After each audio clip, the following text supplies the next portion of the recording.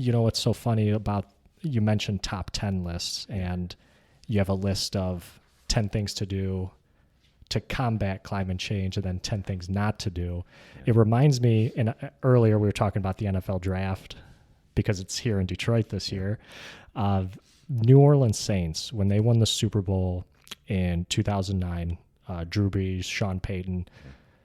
The off season, Sean Payton made sheets for the team, things we have to do to repeat as Super Bowl champs, and then things we can't do, or things we shouldn't be doing if we want to become Super Bowl champs. I don't know how well it worked because they didn't win the next year. I don't know what that says, but it was a good idea, right? Yeah. Yeah. And I think it's really cool that you're going down to downtown. I heard it's a great atmosphere down there. I had a friend go down for the first round on Thursday night. Wow. And it was a long night. Yeah, I'll bet. Yeah, I had some friends that were down there too, and they did not last through the whole night. It was crazy, and it was long. But I think we're going to set the record today for attendance at an NFL draft, and that's a great Detroit pride thing to do. Did you grow up a Detroit Lions fan? I did not. No, I grew up in the Los Angeles area, so I was an LA Rams fan, and I'm dating myself to say Roman Gabriel was our quarterback in those years, and we were really good. We always seemed to have trouble beating the Vikings. But no, I grew up in Southern California, but I've been a long-suffering Lions fan for many, many years. Okay. I've made the switch. Now, it's funny because I know now the Rams are in LA, but they used to be in St. Louis. And even before that, I feel like not too many people know that they used to also be in LA way long ago. Mm-hmm. Yep. Yeah, that was, again, I'm dating myself, but in the late 60s, they were a very good team with Deacon Jones, Merlin Olsen on the line, and Roman Gabriel was our quarterback. And yeah, we were a very strong team, but we could never go to Minnesota and beat the Vikings in the cold. It always seemed to be our nemesis. And wasn't there was a movie where a guy goes up to heaven and then he comes back as a Rams quarterback, or maybe it was the other way around. He was a Rams quarterback, he dies, goes to heaven, and then he comes back. Wow. I'm not familiar with that movie, but it sounds very interesting to me. I'm going to have to look it up. I forget the name of it. The only reason I know that is because Chris Rock had a movie, Down to Earth, that was based off that movie. Oh, okay. All right. I'm going to have to look it up later. Yeah, Chris Rock's a funny guy. Yeah. Sure. Yeah. Well, really quick, Chris, because I've actually already started recording, and I like to do these rolling introductions. For everybody out there, thank you very much for listening. My name is Chris. This is Chee-Tash, and today I have another guest on the podcast, Chris Edwards. Chris, would you please introduce yourself and who you are? Yeah, of course. My name is Chris Edwards, and I am happy to be here and talking with you today, Chris. I look forward to it. I guess a lot of people in Metro Detroit might know me as a longtime broadcast meteorologist, or the easier way to say it is the TV weatherman. I worked for many years for the Fox affiliate, Channel 2, starting in 1989, and I was there for quite a few years. And then I left for a while when my kids were little to start my own business, teaching weather education to little ones in elementary school. And then after a few years of that, when our kids were a bit older, I went back to work in television at WXYZ Channel 7, where I was for 7 years. I have been off day-to-day television now for it's been a little over 5 years. Yeah. And I've always wondered that to become a meteorologist, there actually are university or programs at colleges that you can take. Oh, yeah. Yeah.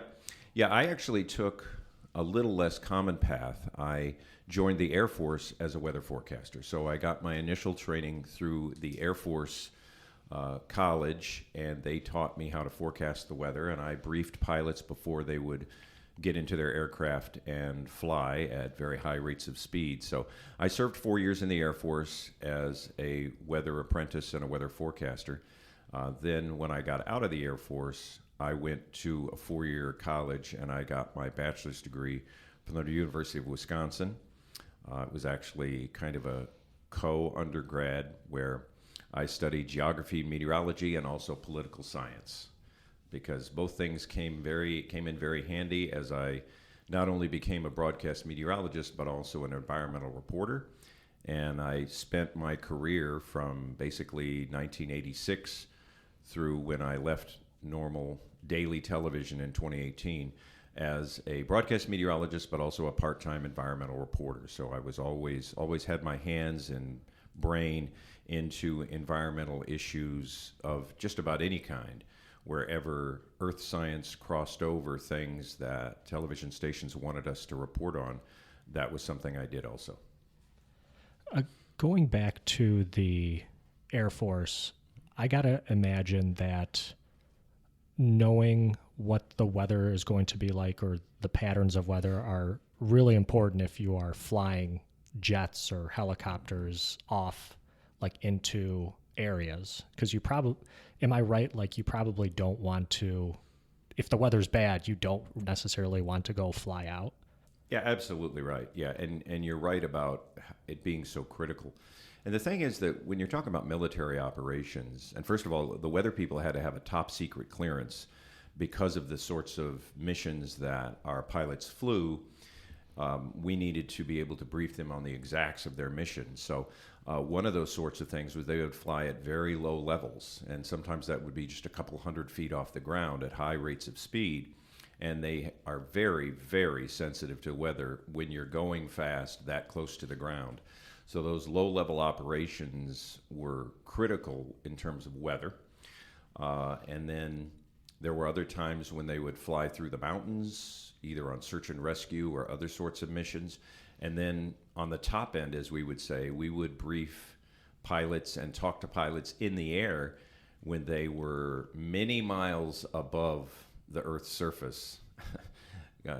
Turns out they were SR-71s. They were top secret at the time, but they would radio into us and say they were at 100,000 feet moving at Mach 3, and we knew who they were, and we knew what they wanted, and we would brief them in flight, both kinds of operations or all kinds of operations, and we would also brief them ahead of time for what they could expect to depart and what they could expect when they got to their destination. So, yeah, the Air Force training for weather was very, very centered, as you might imagine, on aviation conditions.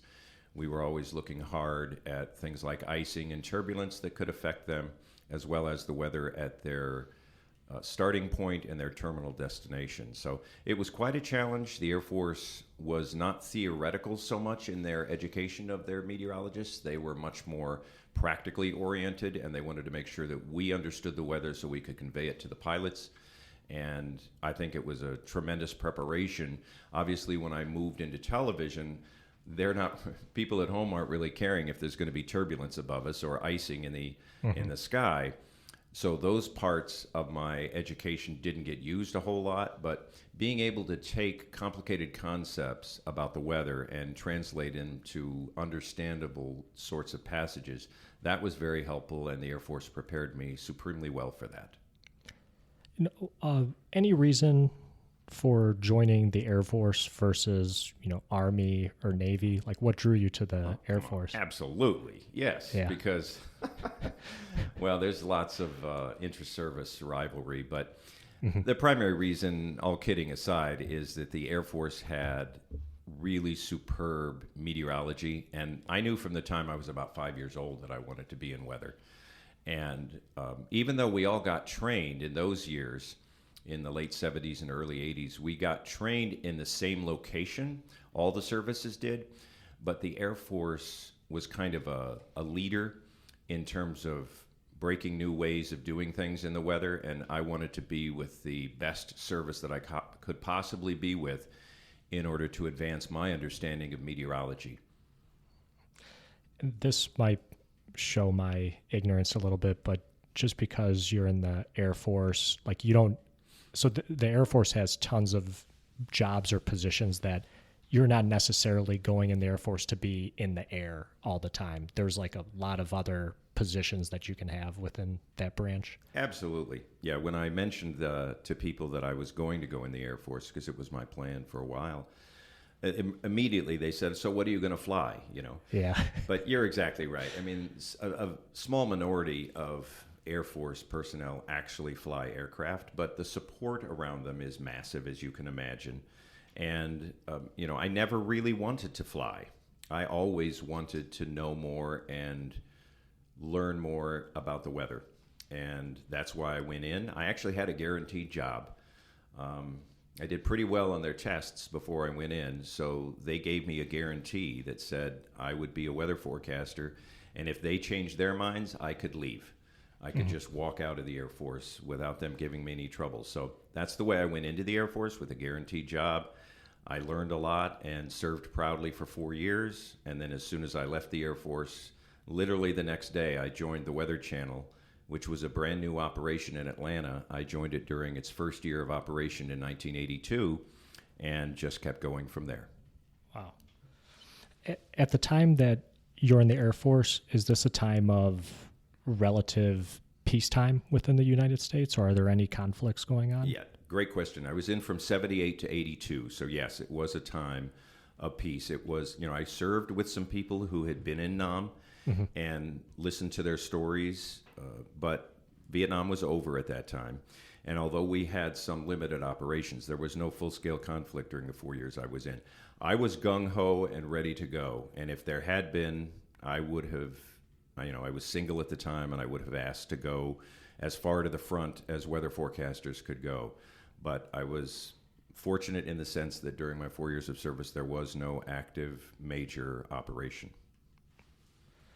Now, do you think, and this is kind of going to encompass like the rest of this conversation about global conflicts or warfare, does that have a significant impact on climate change, especially right now with you see stuff going on in Israel, Palestine, in Russia, Ukraine?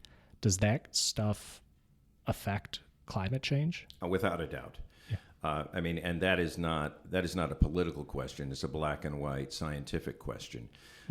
Military operations, whether active ones like we're seeing in and around Gaza right now, or even just training, produces a tremendous amount of greenhouse gas emissions. And the United States military, again, I'm a proud veteran of the United States military, but the truth of the matter is that the U.S. military produces an enormous amount of greenhouse gas emissions in the course of their operations. They are aware of that. Ironically, part of the military's mission is to prepare us in terms of our defense for a more chaotic world, politically and militarily, as a result of climate change. But the irony in that is that it is military operations which are a significant driver of greenhouse gas emissions, not just in the United States, but military operations throughout the world are a driver of climate change and the greenhouse gas emissions that make it happen.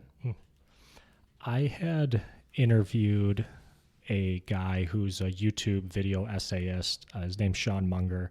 He did an excellent video on the Gulf War, Operation Desert Storm, Desert Shield.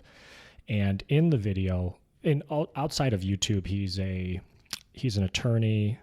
He has actually an environmental consulting business, and he's done research into climate change as well, I believe. And in the video, he actually talks about, at this time in United States history, there was a sort of growing climate change movement from the Gulf War. And at the time of this, he's saying, this is when the IPCC first issued their first assessment report. And there was a little bit of some protests around climate and increasing global warming, et cetera. But he was saying how because that conflict was so short, the movement never had a chance to fully walk and take off. Because at that time, by the time the protests are starting to happen a little bit and people are starting to get concerned, all of a sudden the war is over, people are celebrating, and then life kind of returned to normal. I don't know if that's just a little tidbit of information to kind of tie this in, military, climate change, and then for the rest of our conversation talking about climate change. I don't know if you have any sort of comment on that. Well, first of all, it's fascinating to look back to that time frame. Let's go back just a little bit farther than the Gulf War. Let's go back to the end of the Reagan administration. And at the end of the Reagan administration, something related to climate change, and a lot of people still think they are intimately related. There was a lot of press attention in 86, 87, 88. Remember, I was a climate reporter. I was an environmental reporter at this time. About the ozone hole and ozone depletion. And I still get questions about this now. They say, well, whatever happened to the ozone hole? Well, in 86, 87-ish, there were some landmark studies that came out that showed that the protective ozone layer in the high levels of the atmosphere was indeed being eroded by what we were doing on Earth, and that is we were emitting large amounts of chlorofluorocarbons, or CFCs, and they were eating away at the ozone hole. And the scientists, particularly in the Southern Hemisphere studies, confirmed this in the 86 to 87 timeframe. Well, Ronald Reagan was in the White House at the time, and it was proposed in the Montreal Protocol of 1987 that that nations around the world stop emitting these CFCs so that our ozone hole, which shields us from harmful ultraviolet radiation, would stop shrinking, because it was already leading to increased levels of skin cancer and things like that. And when you talk about the politics of climate change in its earliest days in the 80s, Ronald Reagan actually, most people don't know this or remember this, he actually overrode his own cabinet members and said that we needed to be part of the Montreal Protocol because we needed to be a leader internationally in recognizing the science of what was going on and reacting to it and making changes so that we could better protect our environment. And flowing right from that, when Bush #1 took over soon after, which was when soon after the first IPCC report came out, as you mentioned, and he and his administration, including his Secretary of State at the time, were very much in favor of us recognizing that the IPCC said there's a serious link between humans and climate change, and starting to take action, and in particular, important that the United States be a global leader in this push. And those were two Republican administrations just before the Gulf War that took a stance very different from what most people recognize as a Republican position at this point in time. You fast forward now almost 35 years, and it's so different that most people have a hard time recognizing that history, but that is indeed what happened. And then, as you mentioned, the Gulf War occurred. Obviously, at its core, that was about oil. That was about supplies of oil. And so things started to get a little bit mixed up. But there were other things going on, Chris, beyond just that bigger picture with a few protests and then the Gulf War happening. There were efforts that were soon made by companies with a significant interest in the status quo to recognize that this nascent movement of climate protest was not productive for their business plans. And they underwent a significant series of, let's just call them public relations efforts, to do what they could to quash the small movement that occurred and to inject uncertainty into the discussion wherever and however they possibly could. And that was a big factor that actually bore fruit for those business interests for many, many years. So this topic of climate change, then I guess I didn't realize it starts well before that IPCC, their first report, or would you say was that first report really like the catalyst of all of this discussion that we're having? Yeah, it was a big one, no doubt about it. I mean, the science of linking increased carbon to warming in the U.S. atmosphere, that goes back to the 1800s. And really solid work done in the 1930s by a guy named Guy Stewart Callender in Great Britain with an actual forecast of how increasing amounts of carbon dioxide in the atmosphere would lead to significant warming in the atmosphere. That's the 1930s. So if you really want to trace the early history of human-induced climate change, you've got to go way back. But when you're talking about global efforts on a coordinated basis to address what we were doing, it started with the IPCC, which is essentially produced by the United Nations. It's a division of the UN, and that is traced to the early 90s. In the 1980s, there was an increasing amount of science research work being published in a number of countries, developed countries, that was showing that we had an issue already and it was going to accelerate. But it was not until that first IPCC report in the early 1990s when, as a world body, there was consensus. At the first point, it was consensus that there was concern, there was reason to believe, the exact wording can easily be looked up, but that there was reason to believe that human activities were involved in the changes we were already seeing and could expect to see accelerate. With each passing IPCC report, the language and the scientific certainty of the link between human activity and global warming just got stronger. But it really did start in many ways with that early 90s first IPCC report. So there have been multiple of these reports over the years? Yeah, I can't remember off the top of it. They basically come out, I believe it's every 2 years. You can check me on that, but it's roughly every 2 years they update it. And the latest science is incorporated into this consensus report, which is very difficult, both scientifically and diplomatically, to hash out. There's a tremendous amount of energy and work that goes into it, but it is updated on a regular basis every 2 or 3 years, and each report is different than the previous one.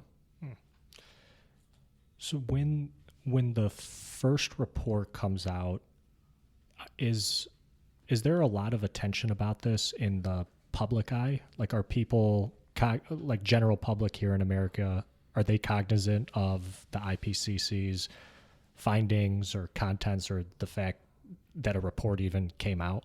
I would say for the most part, no. They weren't. A lot of other things were going on around that time. And so, no, I don't think it got a tremendous amount of attention.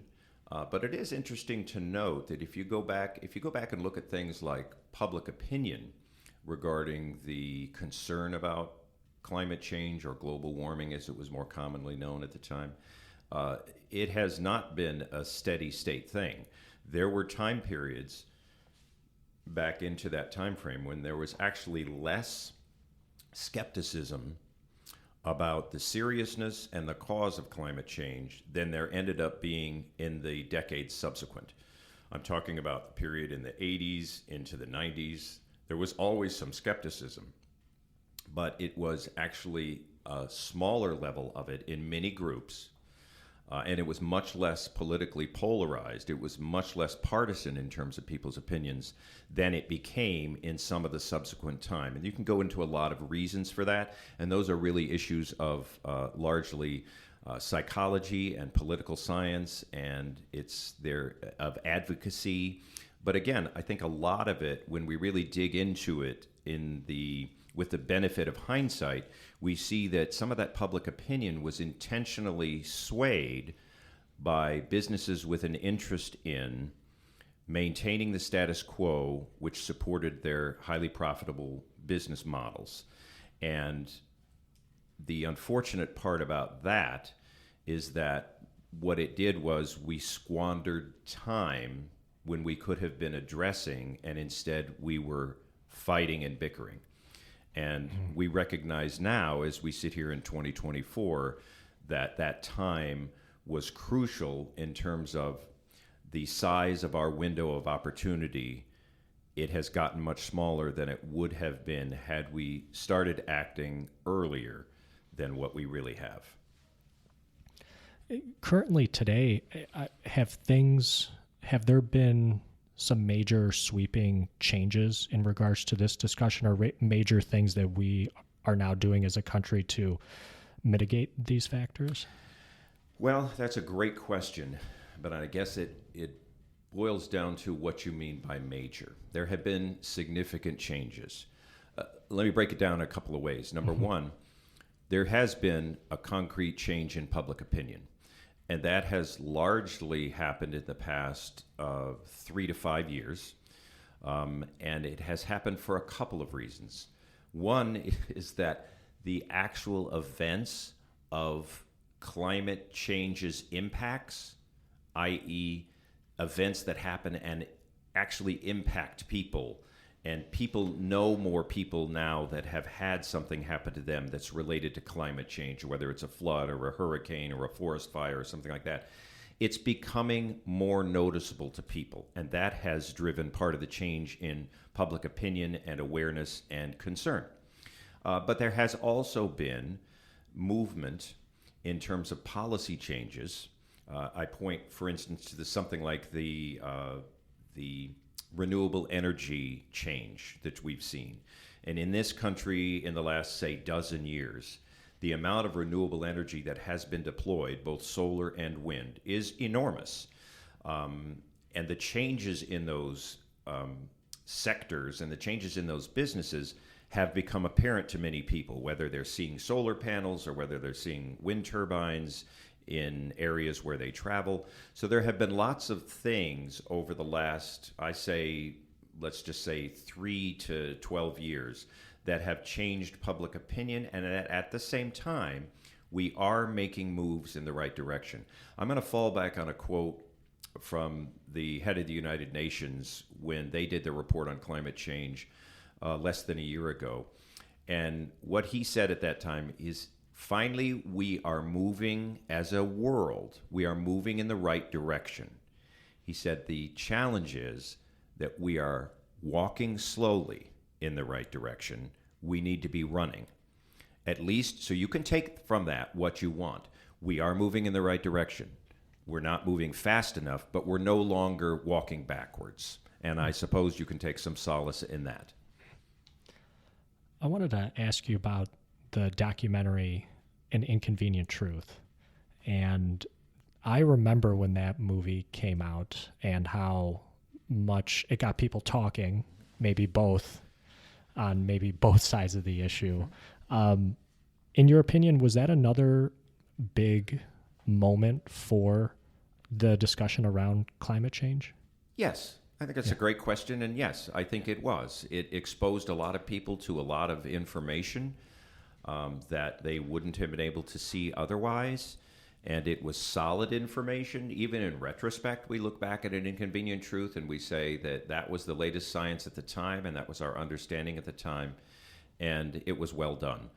Obviously, climate scientists might have changed a thing or two about the way that it was put together, but in total, it was a fine piece of communicative journalism and education. Having said that, unfortunately, one of the downsides to that is that in many people's mind, they equated climate change with one person, Al Gore, who was polarizing. For whatever reason or reasons you may choose, he was a polarizing figure.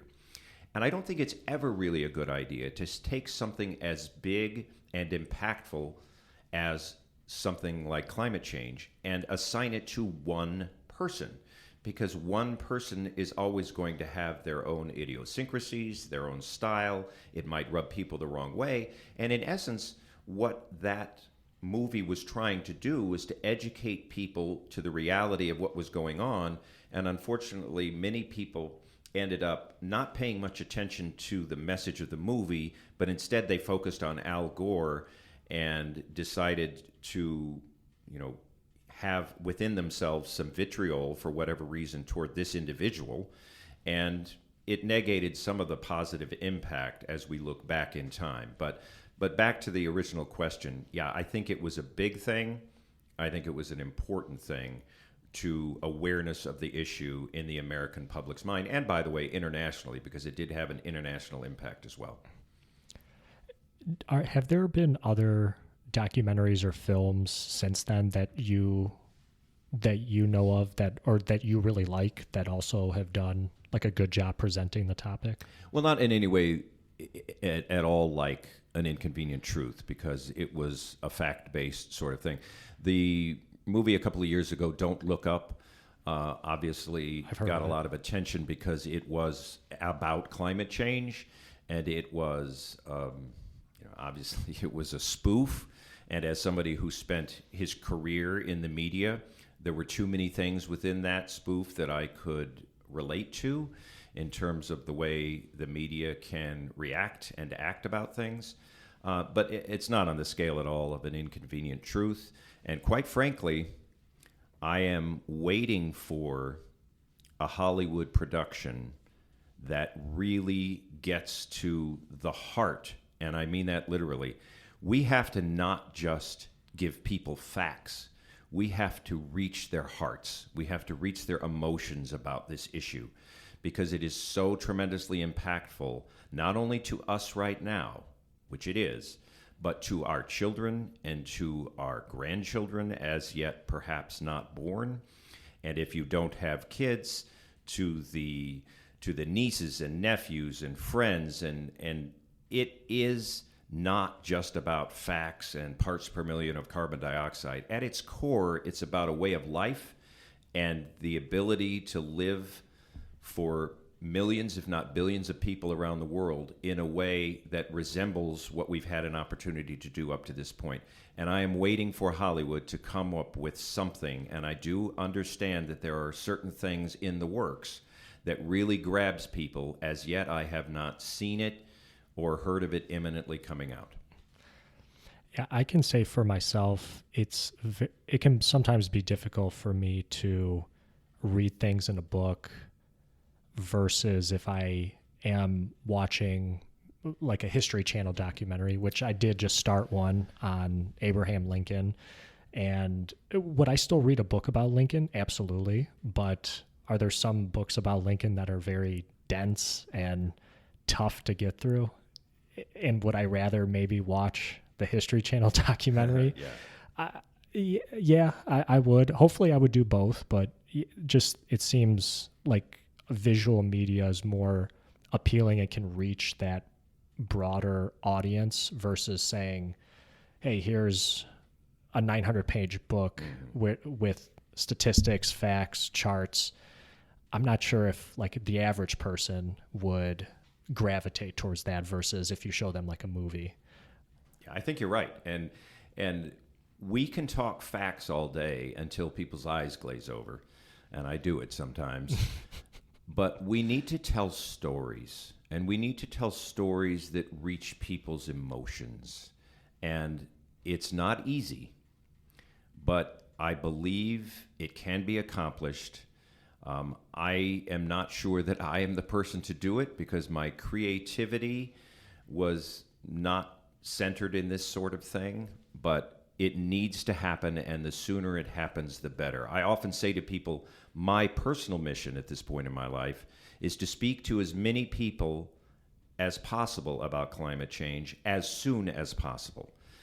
That's my mission. But the best way to speak to people is with a good, gripping story that is based on facts, that helps them understand, not just from an informational standpoint, but from an emotional standpoint, why this is so important.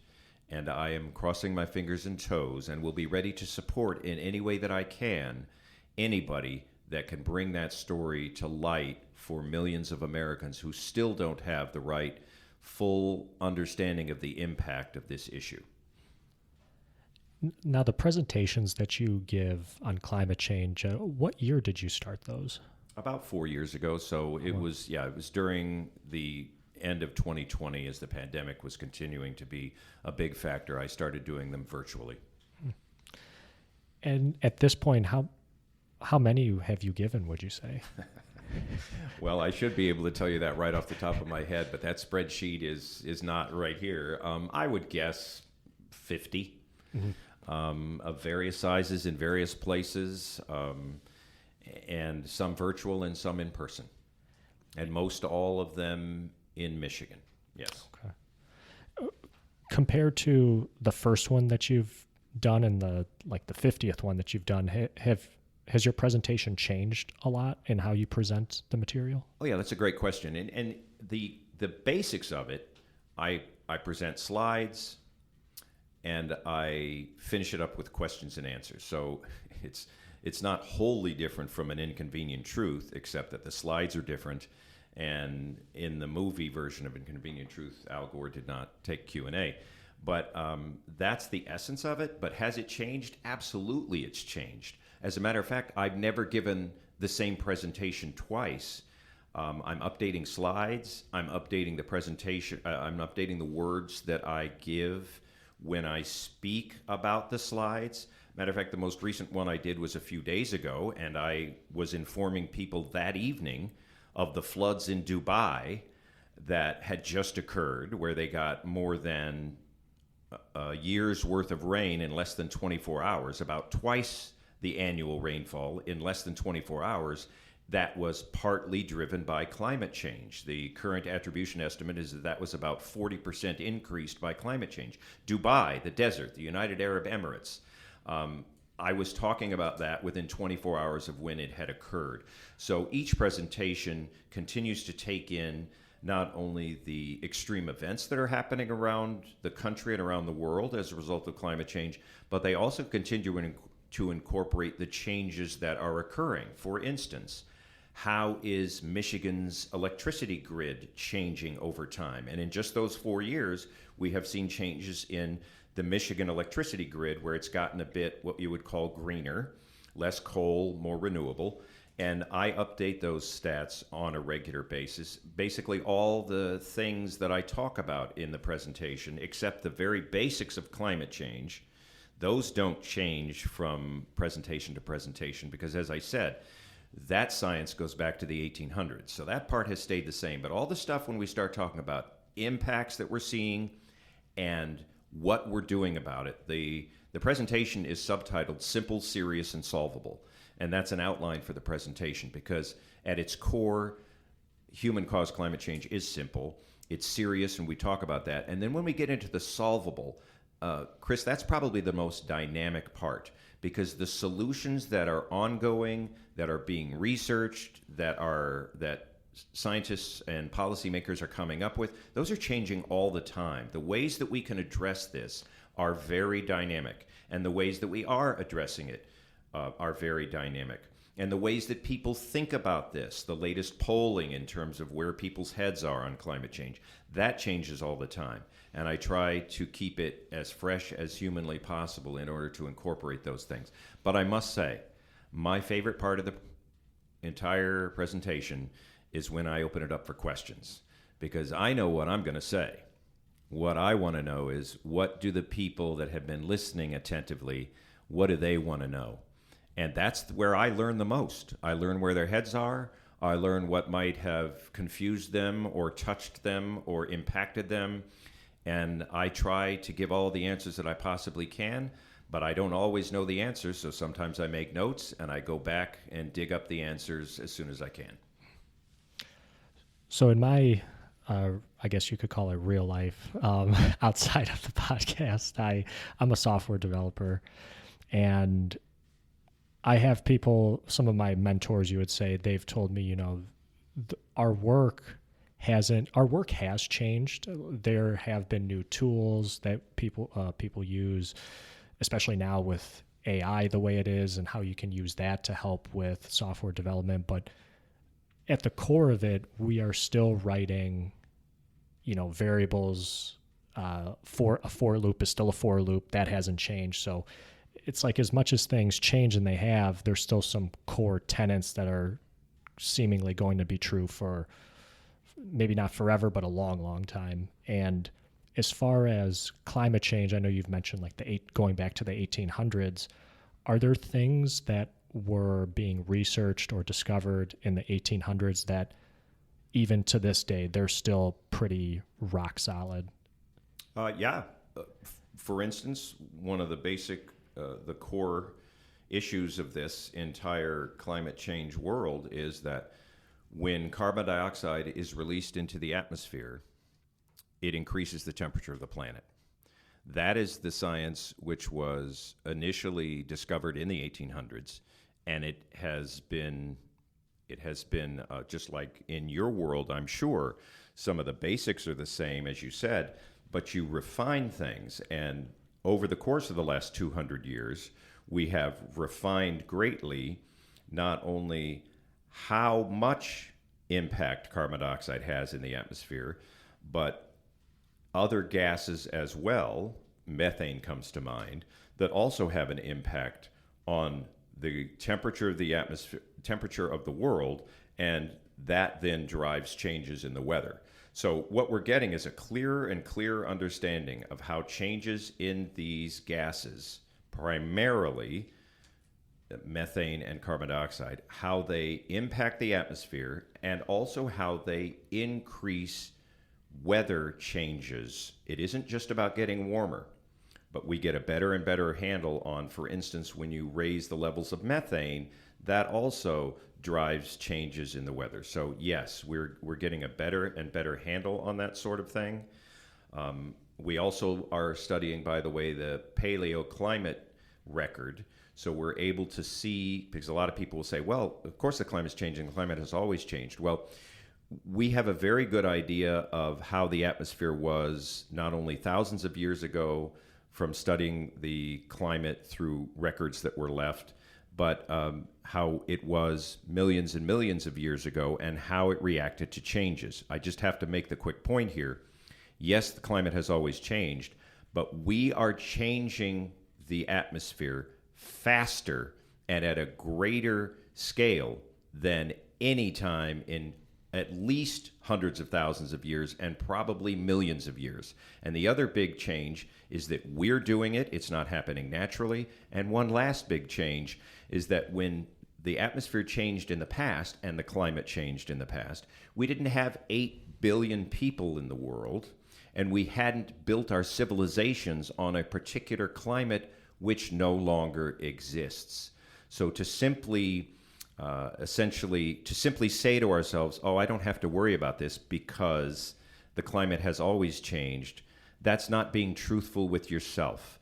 You may be able to anesthetize yourself or delude yourself into thinking that it's okay because the climate has always changed. But there are too many things here that are different and that make it different than any time in a very, very long period of time, and certainly than any time when we had human civilization.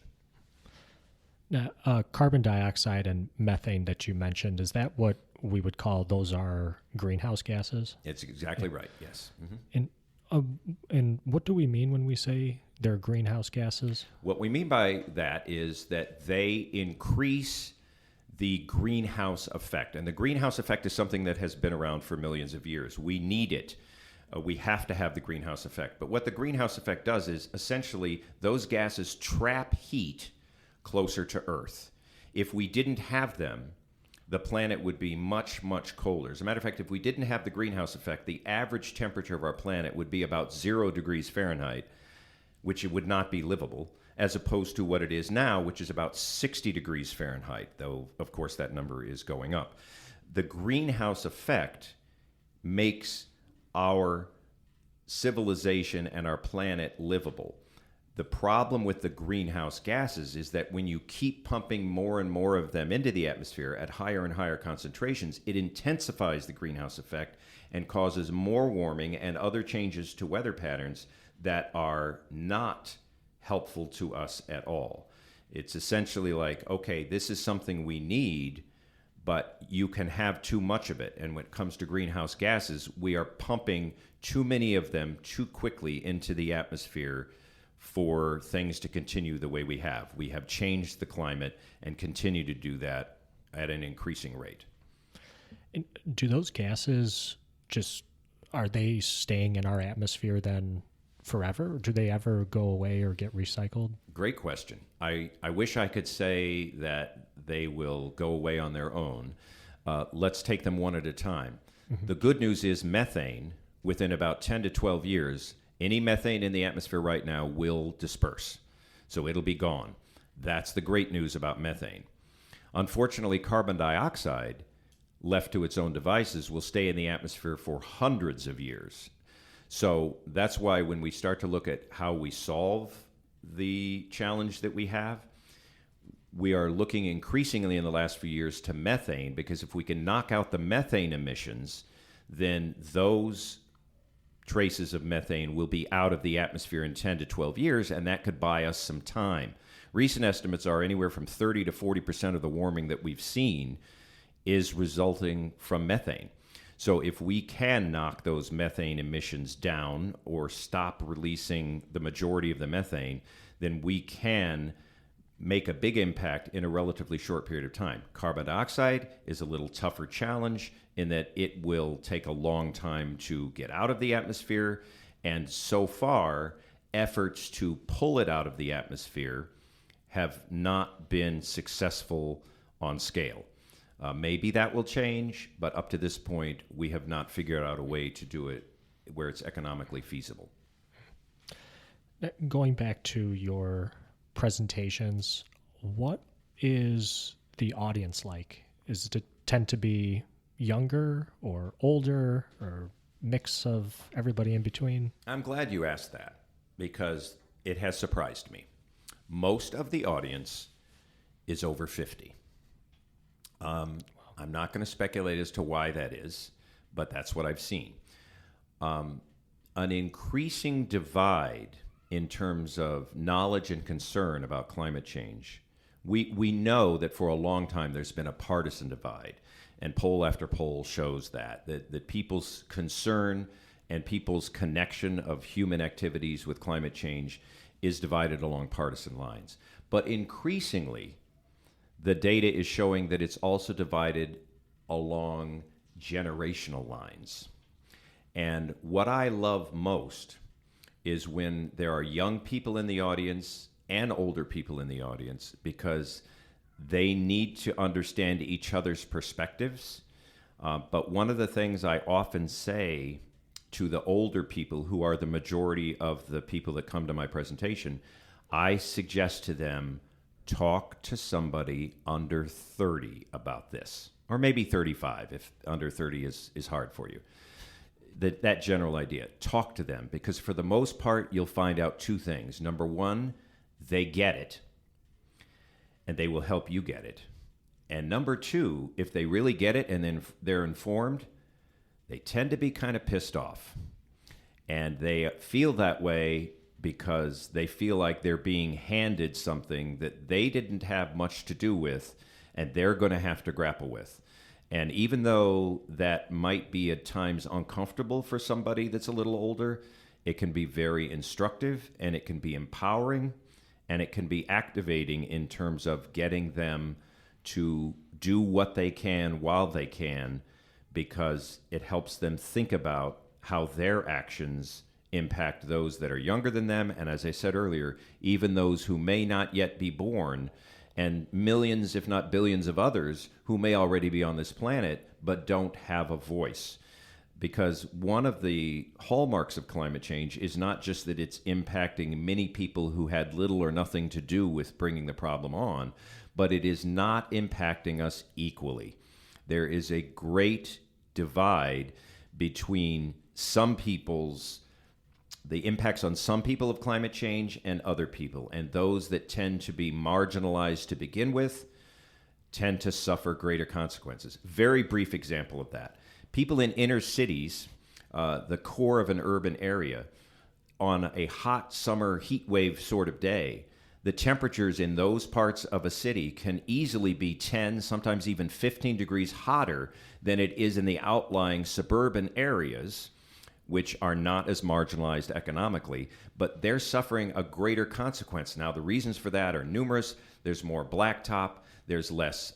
There are fewer trees. There's fewer water. Or, there's less water around in many cases. There are understandable reasons for these sorts of differences, but that's just a minor example. You can multiply that many times over around the entire world, and you see that even though everyone is being affected, we're not all being affected equally, and that's an important point to remember.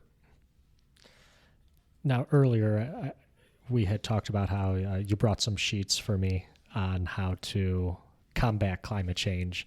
And I was just wondering if you can share some things from your sheets or from your presentation on maybe just the top things that people can do to combat it. Sure. Now, I do have top 10 things you can do to combat climate change. This is individual action, but I'll limit it to 3.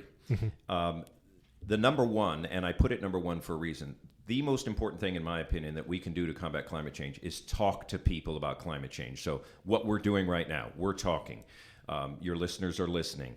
And that doesn't have to be complicated. It doesn't have to involve a lot of statistics. You can start with something as simple as what you've noticed, what you wonder about, what you've thought about doing yourself, what you have done yourself. Just start with where you are and start where somebody else is and just have a conversation about climate change. Statistics have shown that more than 70% of Americans are at least somewhat concerned about climate change, but less than a third of us ever talk to anybody else about it. That is a huge disconnect. There are lots of reasons why that might be the case, but the thing to remember is that a great majority of people are concerned, but we're not talking to each other about it. And you cannot solve a problem until you start by talking about it and recognizing where other people are on this issue and what their concerns are. So that's number one, talk to people about climate change. A second one, and we are in the electoral time of year, if you will, vote with climate change in mind. That's an important one. And seek out candidates' positions on things related to climate change and keep it in mind when you vote. So that's a number 2 thing that you can do. And here's kind of an easy one. Cut consumption and waste. And because we as Americans tend to waste more than a lot of populations in other parts of the world. But one of the things that fascinated me is the tremendous amount of food waste. Almost 35% of food in this country is wasted. So many resources go into producing it and processing it and getting it to your table and getting it in front of you, and then it ends up getting thrown away. So a simple third thing that an individual can do is to reduce waste in general and consumption in general. I'm not talking about living in a cold, dark room all the time. That is not necessary. But recognizing where you are and how you can move in the right direction and reduce waste. And that could be something as simple as eating your leftovers rather than throwing them out. A staggering number of Americans simply throw out their leftovers. And those are 3 little things that an individual can do. And obviously, there are many more. But I have to make one other point on this, Chris. Yeah. Individual action is important. It absolutely is. But we are not going to get to where we need to be unless we actually do 3 different things. Think of it as something that's supported by 3 different legs. Individual action is a great place to start, but we're not going to be able to get where we need to be without corporate action and government action. Those 3 are the 3 that are going to make the difference, and we are fortunate in this country that individuals can impact corporate action. We can vote with our pocketbooks, if you will. We, as consumers, can influence corporate action by directly communicating, by using whatever means necessary, and by making your choices according to your understanding of a corporation's actions, not just talk, but actions. And then, of course, government. We're fortunate that we live in a democracy. As individuals, we can have an impact on the government leaders, and I'm not just talking about at the federal level. Some cities here in southeast Michigan are making significant changes on the issue of climate change within cities. Cities like Dearborn and Ann Arbor have made significant goals and changes. So at every level, let's influence those governments and the corporations, as well as our own individual action to make the differences that have to happen. Before we close out, Chris, I wanted to kind of backtrack a little bit and ask you about your meteorological career. And this is kind of a funny question, but do you get offended at all if people call you like a weatherman versus like a meteorologist? I do not. I do not. I understand those who might have a problem with that. But no, I I don't have any problem with that. I worked with quite a number of very talented and very sharp women that were meteorologists, and for them to be called a weather girl drove me crazy. I could not stand to have one of my professional colleagues called a weather girl, and I would correct people on the spot regardless that I did not work with any weather girls. They were meteorologists. But for me, I guess I'm just not so concerned. Whatever they want to call me, as long as there aren't obscenities involved and they spell my name right, I'm good. How difficult is it to break into that industry and be somebody who people see on TV, giving the weather report, especially in a market, a big city market like Detroit or out of Chicago or New York? Is it very competitive? Very much so, yeah. And typically the path is for someone to start out in smaller cities or smaller markets and work their way up. So I would tell my parents when I was starting out, I'm gonna be a frequent renter of U-Hauls, because you got to move around a lot to build your career in television meteorology or television sports or anchor or whatever. That is the traditional path, and it's one that I followed. I didn't move quite as much as most people did, but I worked at the Weather Channel. I worked for a time at a small station in Cleveland. I worked in Milwaukee, and that was all before I got to Detroit, where I landed just before my 30th birthday and was able to stay in this metro area for a long time. But yeah, there is a lot of competition, and you sort of have to pay your dues. The industry is changing, like so many, if not nearly all industries are changing, but that is still the case, that you need to put your time in, sharpen your skills in a smaller market. And increasingly, with the advent of technology change, you need to be able to do practically everything yourself. Not that many years ago, we would go out with a photographer. A few years before that, there would even be a sound person. With technology having advanced as much as it has, you're very often going out in the field with just your own skills and your cell phone, and you're gathering news that way. So that has been a change. But there's still the idea is that you start in a smaller market and work up as you go. At least that's the plan. Is Detroit seen as a premier city for people trying to make it in this business, like as compared to like the level of like a New York City, or name any other big, LA, right, Chicago, whatever? Yeah, it is, without a doubt. New York is the number one market, meaning there are more people in that television market than any other place in the country, followed by LA and Chicago. Those are the top three. When I came here in the late 80s, Detroit was in the top 10. Because of changes in population in other parts of the country, we have fallen out of the top 10, and I don't know exactly where we are now. We could be maybe 12. I'm not really sure. But that's still a big market with a lot of resources, and that's the reason that we have a lot of fantastic talent on the television stations here in Southeast Michigan, because it is a big market where the resources are available to you, and the people that are bringing you the news or the weather are people with good skills, both communicative and scientific in the case of a meteorologist. Did you ever get people getting angry with you if you made incorrect weather predictions? Did they blame you for that? As funny as it sounds, yes. And about 80% of the time they were joking.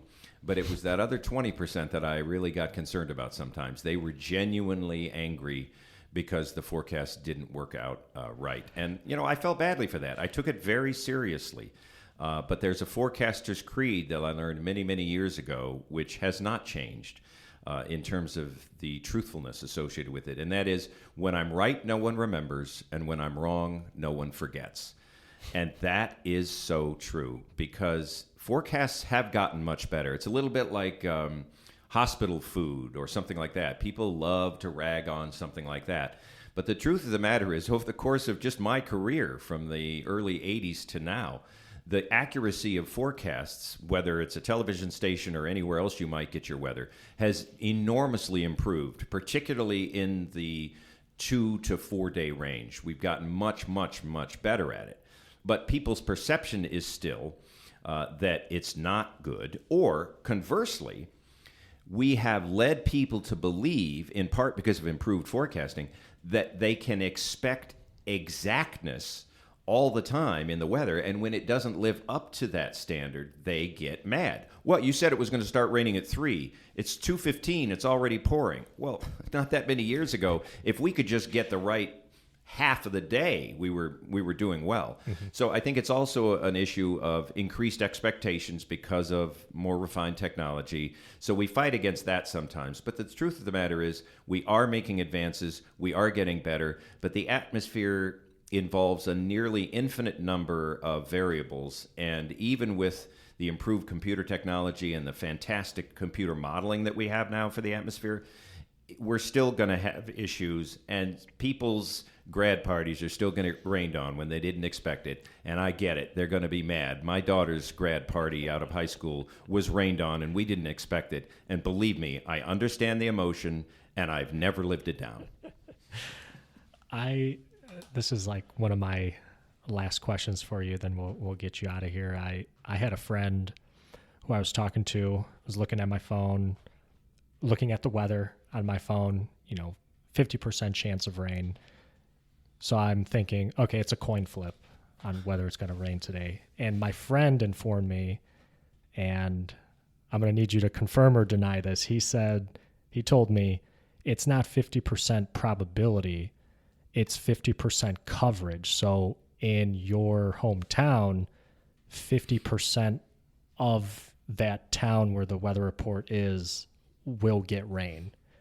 And I just want to know, is there some truth to that? All right, I'm glad you asked the question, Chris. Tell your friend that's not correct. But it is a very common misperception.